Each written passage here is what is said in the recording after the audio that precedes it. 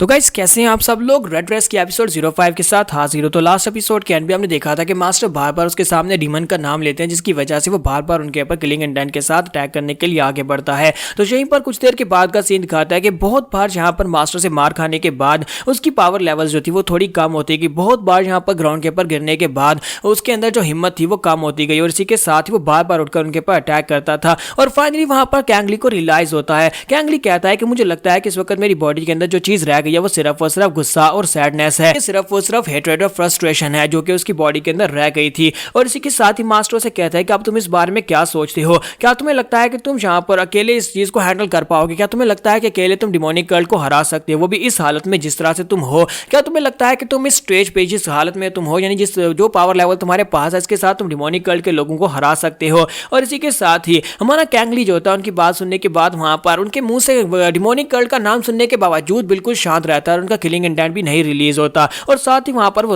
रोना शुरू कर देता है, उसके आंसू बह रहे होते हैं। तो वो कहता है कि ये क्या, मेरी आंखों से आंसू क्यों बह रहे हैं। तो उसकी आंखों से जो आंसू बह रहे होते हैं वो कहता है कि मास्टर आपने मेरे साथ क्या किया, यहाँ पर क्या हो रहा है। तो उसके मास्टर से कहते हैं कि मुझे लगता है कि फाइनली तुम्हें होश आ ही गई। अब यहाँ पर अगर तुम्हारे सामने डिमोनिक कर्ल का नाम भी लिया जाएगा तब भी तुम यहाँ पर दोबारा से ओवर रिएक्ट नहीं करने वाले। मेरे पास यहाँ पर ये सब कुछ करने का और कोई तरीका नहीं था, तुम्हें यहाँ पर होश में लाने का और कोई तरीका नहीं था कि तुम्हारी बॉडी के अंदर जो किलिंग इंटेंट था वो यहाँ पर डिमोनिक लफ्ज सुनते ही एक्टिवेट हो जाता था। अब इन आंसुओं के साथ वो सब कुछ बह गया, अब तुम शांत हो चुके हो और जब तुम शांत हो जाओगे तभी तुम स्ट्रांग बन पाओगे। तो वो उनसे पूछता है लेकिन मास्टर मुझे बताएं कि मैं यहाँ पर रो क्यों रहा हूँ। तो उसके मास्टर से कहता है कि तुम यहाँ पर रो इसलिए रहे हो क्योंकि तुम रोना चाहते हो। तुम मेरे डिसाइपल हो, मैं तुम्हें यहाँ पर जिंदगी का एक सबक देता हूँ। वो सबक यह है कि जब तुम हंसना चाहते हो हंसो, जब तुम रोना चाहते हो रो। तुम्हें यहाँ पर सबसे पहले अपने दिल की सुननी चाहिए, अपने दिमाग की बाद में सुनना, क्योंकि दिल हमेशा पहले आता है और दिल तुम्हें हमेशा सही रास्ता दिखाएगा। दिमाग के साथ तुम कैलकुलेशंस करते हो, तुम्हें लगता है कि तुम यहाँ पर कर सकते हो लेकिन असल में वो हो नहीं पाएगा। तो मास्टर सू से कहता है कि तुम्हें इस बात को समझना होगा कि तुम इस दुनिया में सिर्फ और सिर्फ एक मकसद के लिए पैदा नहीं हुए कि तुम किसी चीज को एलिमिनेट करना चाहते हो। सिर्फ और सिर्फ किसी चीज को एलिमिनेट करने का यही तुम्हारा एक मकसद नहीं है, बल्कि इस दुनिया में पैदा होने का तुम्हारा कोई और मकसद भी हो सकता है।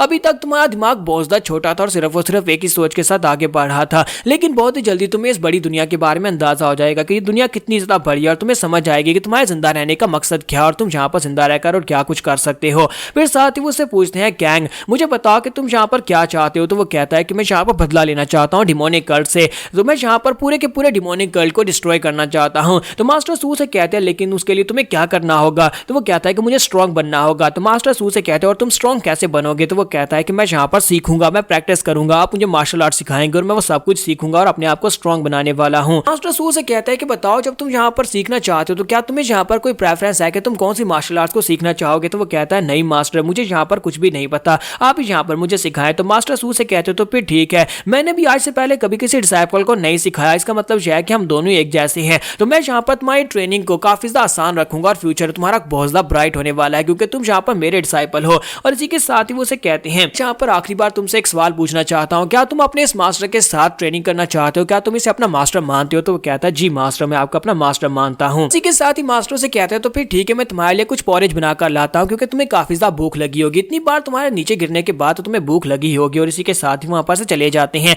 जबकि हमारा कैंगली वहां पर उनके बारे में सोच रहा होता है कि मेरे मास्टर जो कि अब यहाँ पर मेरी फादर की जगह पर है वो एक ट्रस्टवर्दी इंसान है, कैसे इंसान इस पूरी दुनिया में जो कि सिर्फ और सिर्फ मेरी केयर करते हैं, यानी कि उन्हें मेरी बहुत ज्यादा परवाह है। उन्होंने बिल्कुल ठीक कहा था कि एक मास्टर और एक स्टूडेंट का रिलेशनशिप जो होता है वो आम रिलेशनशिप नहीं होता बल्कि हीवन की तरफ से बनकर आता है। तो नेक्स्ट सीन 1 साल के बाद का दिखाया जाता है। 1 साल के बाद दोनों मास्टर और डिसाइपल वहां पर प्रैक्टिस कर रहे होते हैं। तो मास्टर उसके ऊपर अटैक करता है जिससे वो पीछे की तरफ गिर जाता है। तो मास्टर से कहता है कि तुम अपनी की को यहाँ पर यूज करना सीख गए और तुम्हारी की जो है वो काफी ज्यादा हद तक बेहतर हो चुकी है। तो मास्टर सू से कहता है कि मुझे लगता है कि अगर यहाँ पर तुम्हें 3 और साल मिल जाए प्रैक्टिस में तो तुम यहाँ पर अपनी जनरेशन के जितने डिसाइपल्स हैं उन सभी से आगे निकल जाओगे। तो वो कहता है क्या वाकई में मास्टर ऐसा हो सकता है। तो वो कहते हैं हाँ तुम आगे निकल सकते हो, लेकिन मुझे लगता है कि सिर्फ और सिर्फ इसी क्राइब की ट्रेनिंग के साथ तुम आगे नहीं निकल पाओगे, तुम्हें यहाँ पर क्वांटिटी और इसके साथ साथ क्वालिटी को भी देखना चाहिए। तुमने कभी सुना है कि आयरन बहुत ज्यादा स्ट्रॉन्ग होता है, लेकिन आयरन जितना स्ट्रॉन्ग होता है अगर उसे फर्नेस के अंदर डाल दिया जाए तो वो पिघल भी जाता है, यानी कि यहाँ पर आयरन को हराने के लिए उसकी कमजोरी जरूर होती है। और साथ ही वो उसके पीछे पहुंच जाते हैं और पीछे पहुंचकर उसकी गर्दन के ऊपर अपना हाथ रखते हैं और कहते हैं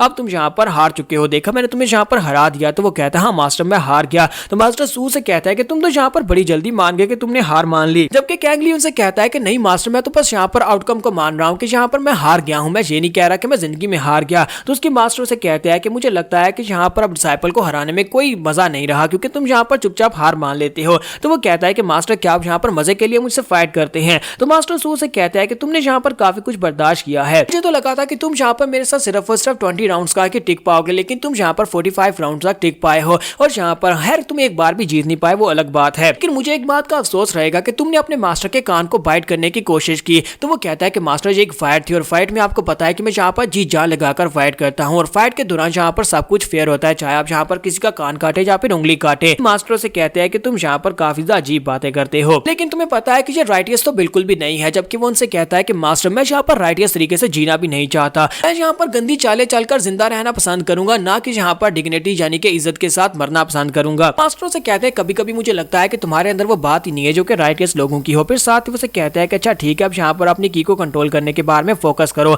अभी बहुत ही जल्दी तुम्हें यहाँ पर बहुत सारे चैलेंजेस को फेस करना पड़ेगा। और इसी के साथ ही उसकी तरफ देखता है तो मेडिटेट करने के लिए बैठ भी चुका होता है। तो वो कहते हैं कि ये क्या, अपने मास्टर की बात को तो पूरा सुन लिया करो, तुम यहाँ पर मेडिटेट करने के लिए बैठ भी गए। फिर साथ ही वो आगे बढ़ते हैं, जाकर उसके सर पे हाथ रखते हैं और कहते हैं चलो कोई बात नहीं, तुम यहाँ पर पहले से काफी ज्यादा बेहतर हो गए और मुझे इस बात की काफी ज्यादा खुशी है। लेकिन साथ ही मास्टर वहां पर सोच रहे होते हैं कि मुझे एक बात की बहुत बड़ी परेशानी है, वो ये है कि इसका जो किलिंग इंटेंट है वो काफी ज्यादा पावरफुल है, यानी कि जब भी किसी को मारने के लिए अटैक करता है, यानी किसी के साथ स्पार भी कर रहा हो तब भी यहाँ पर उसको मारने की नीयत से आगे बढ़ता है। इसके जो टैलेंट्स हैं वो बिल्कुल एक असैसिन के टैलेंट्स के जैसे हैं, जो कि इसके इन्ने टैलेंट्स है जो इसकी बॉडी के साथ इसको मिले हैं। ये इंस्टिंक्ट्स जो है बहुत ही किसी किसी को मिलते हैं, यानी कि ये एक एबिलिटी है जो सिर्फ और सिर्फ इसके पास है। और मैं यहाँ पर ये सोच रहा हूँ क्या मैं इसकी एबिलिटी को दबा दूं, मैं यहाँ पर इसको ये कहूँ कि इस एबिलिटी को कंट्रोल करे, यानी कि यहाँ पर उसको दबा दे, या फिर मैं इसे ये कहूँ कि इस एबिलिटी को और आगे ज्यादा नॉरिश करे। अगर इस एबिलिटी के साथ ये आगे बढ़ता है तो ये इसकी किस्मत है, क्योंकि ये इसके साथ ही पैदा हुआ है। मास्टर होने के नाते मैं यहाँ पर एक बच्चे के पास है, उसका जो पैदाइशी गिफ्ट है उसको छीन कैसे सकता हूँ, मैं इसको यहाँ पर और ज्यादा बेहतर बनाने की कोशिश करता हूँ ताकि ये फ्यूचर में अपने आप को बेहतर सर्वाइव करवा पाए। थोड़ी देर के बाद कैंगली उठकर खड़ा हो जाता है, तो हमारे मास्टर सूट से पूछते हैं बताओ क्या तुमने अपनी की को स्टेबलाइज कर लिया। तो वो कहता है जी मास्टर मैंने कर लिया। तो वो कहता है कुछ ज्यादा ही कर लिया।